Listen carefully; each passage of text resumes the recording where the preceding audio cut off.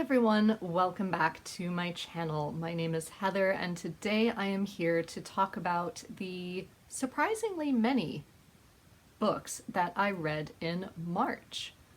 First up, I am testing a new microphone. I haven't been happy with my audio quality as yet. This is very much an El Cheapo microphone, so I don't know if it's actually going to help, but I might be testing it over the next couple of videos, playing with placement and different kinds. So excuse the slightly different format, but hopefully you are hearing me more clearly. March felt like an incredibly slumpy month. However, I did read much more than I thought I was going to. So I'm going to talk through the various books that I read. I'm going to start with the physical books that I have here. I read a couple of ebooks, and quite honestly, audiobooks saved the month. March is a month for me in the Northeast as a teacher where there are no days off. So I did an awful lot of commuting, and thus an awful lot of listening to books. Physical books first, however. The first book I read was The Ballroom Blitz by Anton Dubak. I think I mentioned this in my February wrap-up, but I finally finished it later in the month of March. Fabulous. Fabulous, fabulous. I love this series so much. Because it is book 5 in a series, I can tell you nothing about it that wouldn't give things away. But we're still following Nancy and Raymond and the rest of the staff of the Buckingham Hotel as we are in 1940, the end of 1940, and how the war is continuing to affect them all. There was a major plot line in here which I can't get into, but I will say that it had me very, very worried. It had me extremely worried for Raymond and Nancy's relationship, and I was praying that it wasn't going to go the way I thought it was going to go. It did not. And then I was kind of worried about the direction it did go in, but then was so excited at the way it was handled. I think it was handled fairly gracefully. So I am thrilled about that. And I can't wait to read book 6 this month, hopefully soon. I also realized that I did not put any lipstick on earlier, and I do not want to go back and film that whole section all over again. So apologies, you're just going to have to put up with me looking like I had no lips for that small section. Anyway, then I dove into my middle grade March selection, and the next physical book that I read for that was Eddie Albert and the Amazing Animal Gang, The Amsterdam Adventure. This seems to go by multiple titles because I think it was originally planned as a one-off, and then it became a series. Unfortunately, there are only 2 books as Paul O'Grady died soon after the second book was published. But these are adorable. My mother read and loved them first, as she loved Paul O'Grady, and she was absolutely right too. These are amazing. These are all about Eddie Albert, who has a secret. He can talk to animals. And he leads a life where he is made fun of often. He and his dad don't have a lot of money. He doesn't have the right clothes, the fancy phone to fit in at school. He's not a stellar student. And he's fine with that, but other children aren't. However, his dad gets a wonderful job opportunity over the summer, and it's really going to kickstart things for them. But he has to go away for a couple of weeks for training because of it, and he can't leave Eddie home by himself while he does that either. So he sends Eddie to live with an aunt that Eddie has never met before, and she lives in Amsterdam. And Eddie manages to take all of his animals with him and discovers that this aunt has quite a lot of money and that Amsterdam is an amazingly good time. Makes friends with a girl down the road there, but also stumbles on a mystery that needs to be solved and animals that need to be saved. And of course, he is the right person for that. It was fantastic. I loved all of the voices that Paul O'Grady chose for all of his animal friends to have. I could so clearly picture him giving these characters those voices. The illustrations are adorable. The messaging, I think, was fantastic for any child, but especially today's children. It was wonderful. I loved it. I do want to read the second one at some point, but I highly encourage you to pick these up if you enjoy middle grade or if you have a middle grade reader at home. Next on my physical books was At Her Majesty's Request by Walter Dean Myers, which is nonfiction. It's a children's biography of Sarah Forbes Bonetta, I'm sorry, who was an African princess who had been captured by an enemy tribe and was nearly put to death, and was saved by a British sailor, brought home to England, taken care of by him and his wife for a little bit, but she kind of gets pushed around from person to person after a while, mainly because Queen Victoria meets her and takes a fancy to her, and therefore she gets to decide what she thinks would be best for Sarah in her next life. Not in her next life, but in the next steps in her life, which means this girl was shuffled around from pillar to post a lot of the time, and I really felt very sorry for her.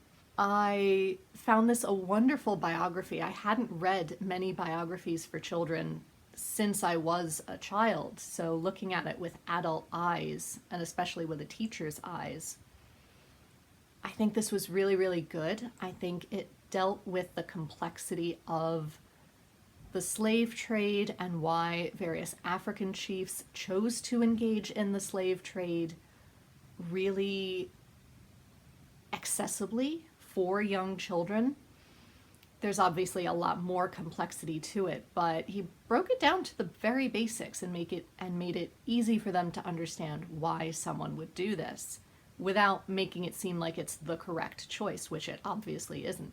So I really enjoyed it in that regard. The one qualm I had with it was that in the way that he phrased things, he made it sound as though no Victorian had ever really seen a black person before, which we now know is not true. We know there were tons of black people in the UK who were completely free for many decades at that point. There were black tutors, for heaven's sake. I'm sure there were black people throughout history. It's just now that they're coming to the surface. Now, had Queen Victoria met a black person in person? Less likely, but they were definitely around. So that I think was an oversimplification. But apart from that, I really enjoyed this, and I think it's a wonderful children's biography. Then the last physical book I picked up was Magic or Not by Edward Eager. This is book 5 in the Half Magic series. This one was just okay. The last couple of books, the first 4 in fact, I really enjoyed, especially when you figure out how interwoven they all are. And I really loved that element. I can't say too much more in case you want to read those. But in this one, we follow a completely new batch of children, and I wasn't sure what to think about it. I kept waiting for them to somehow be related to the other children from the first 4 books. That never materialized. There are 2 more books to go, so maybe there will be a connection further down the line. But in addition, it referenced Half Magic as a book that exists in this universe, so maybe not. And this one, I wasn't quite sure what to make of the messaging of this one. It seemed to be these children are determined to make this wishing well magic, or to have something magic happen to them over this summer. And wonderful things happen to them. They have many adventures, but they start questioning whether or not they are magic, and is magic real? Is it just the friendliness? And that ambiguity I found really disappointing considering the first 4. It was, however, wonderful reading it and knowing that I knew where all these towns were.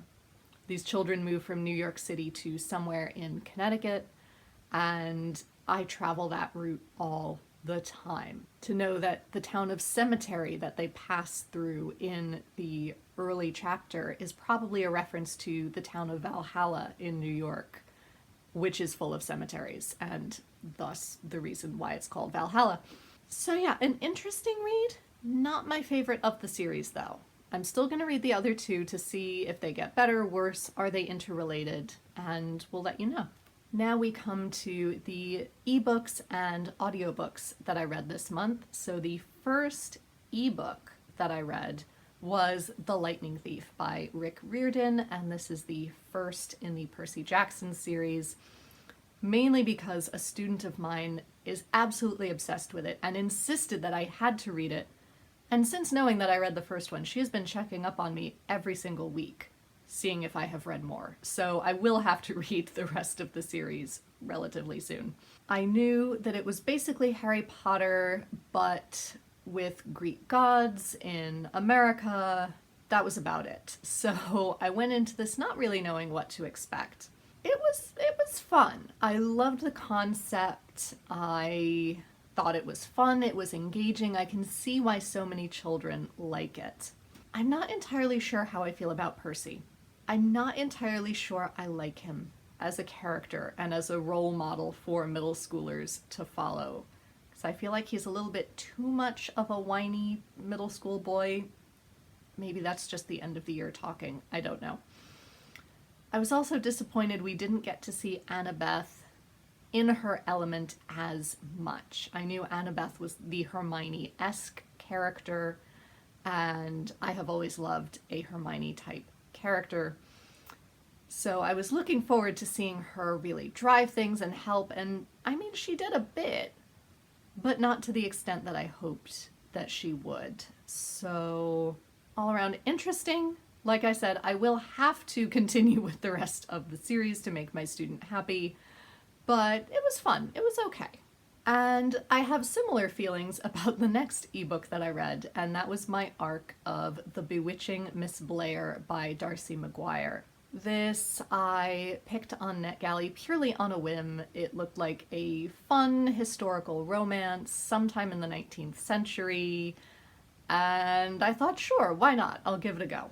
I don't know what to make of this book. It had many different elements, but they didn't seem to balance well together.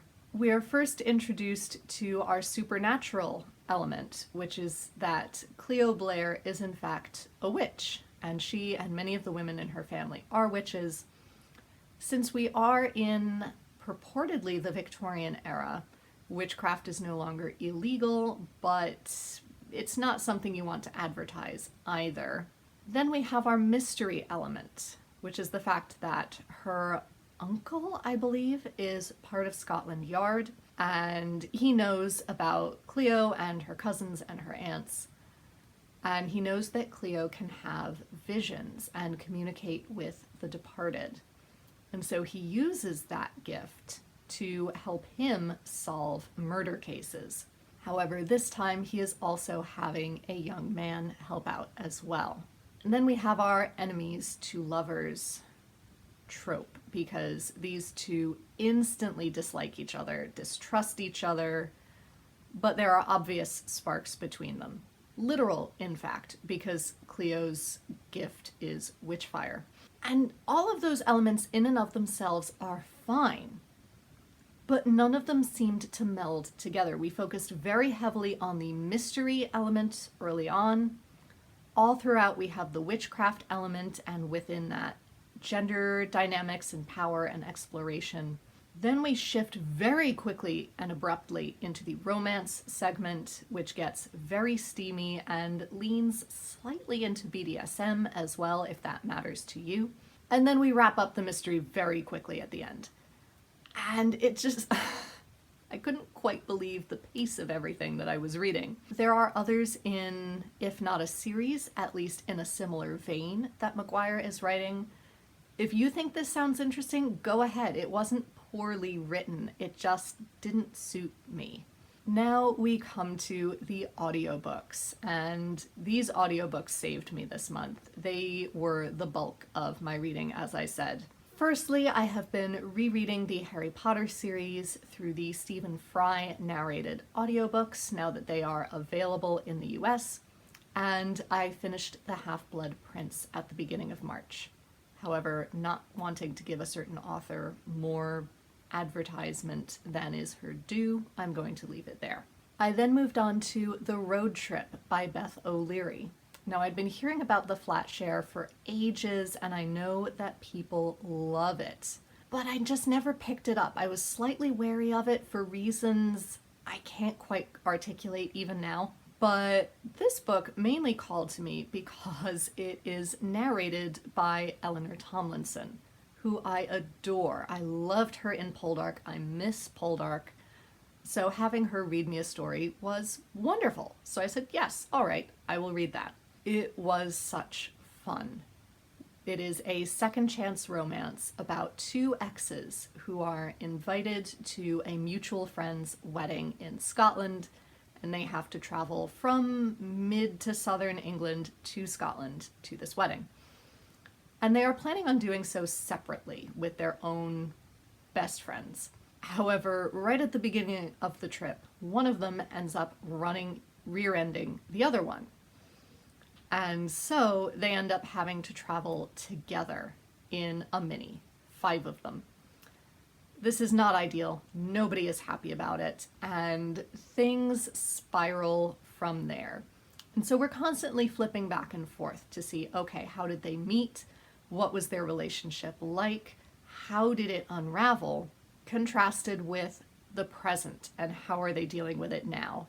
The story unfolds really beautifully, kept me on the edge of my seat. Everything was handled really, really well. It's funny in moments, it is heartbreaking in moments, it is frustrating in moments, but it's a really, really fun read. So I highly encourage you to pick up that one. Then I had the opportunity to listen to Sweet Heat by Baloo Babalola. And this is the sequel to Honey and Spice, which I read back in January. And I loved Honey and Spice. I thought it was a wonderful, wonderful book. But I couldn't quite picture what a lot of these characters were supposed to sound like. So I was thrilled when I got the audiobook copy of its sequel. This was even better. I think this might be a 5-star read for me. We pick up with Kiki and Malachi about 5 years after the end of book 1, when mutual friends of theirs are getting married and they are asked to be the maid of honor and best man, respectively. However, we discover very early on that Kiki and Malachi have broken up in the interim, and we slowly get to see why they broke up, how they reached that fallout, as well as how are they dealing with seeing one another again. This was beautiful. I loved the characters, I loved the communication, the honesty. It is extremely steamy, but so, so wonderful. Hearing all of their voices made it that much richer.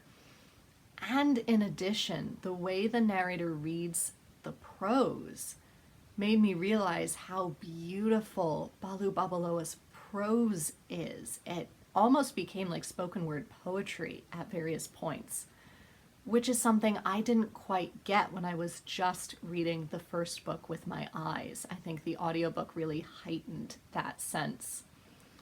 So read it if you can, but if you can listen to it, I think that really elevates the experience. And then I ended the month with 2 audiobooks because they are extremely short. And those were the first 2 volumes in the Emma M. Lyon series by Beth Brower. These were recommended to me by some of you after my dear, dear friend Amanda also recommended them to me because her sister-in-law had recommended them to her. So these are clearly making the rounds. They are becoming extremely popular. This is a historical fiction series, which is relatively new. I think the first couple were published in 2019, and they just had audiobooks made, I think, last year. They are wonderful. The first 2 were available through my library on Hoopla. They were fantastic. This is the story of Emma M. Lyon, writing as though anyone would write in their journal, not expecting anyone else to read it. And she is about 20 years old. She was orphaned quite young and has been pushed around from relative to relative. Now she has ended her 3-year tenure as a companion to an old cousin down in Bournemouth and has come back to the house that she is to inherit when she turns 21. However, Cousin Archibald, who's been in charge of the house until she reaches her majority, has not been taking care of the house for her at all. And she soon realizes what dire straits she is in, and it's just a collection of the quirky characters in her house and in the neighborhood. There are developing romance plot lines that I can see beginning to unfurl, especially once we hit book 2. They are funny, they are sweet, they are frustrating at times, but they are delightful. And the first one is only 3 hours and 15 minutes, so if you need a short audiobook as a filler, this is the series for you. I have in fact bought all the rest of the audiobooks on Audible because I had the credits begging, and because Hoopla through my library only has access to books 1, 2, and 4, which is incredibly frustrating. So I bought 3 and 5 through 8, so I can now access the entire series, and I do plan to get through the rest of them in time. So those are all the books I read in March. Let me know down below if any of these apply to you, if you think the audio on this video is better or worse than usual. Like I said, I'm still playing around with and adjusting this. Or if you have any books to recommend to me based on what I enjoyed here. Until then, be safe, be well, and happy reading. Bye everyone.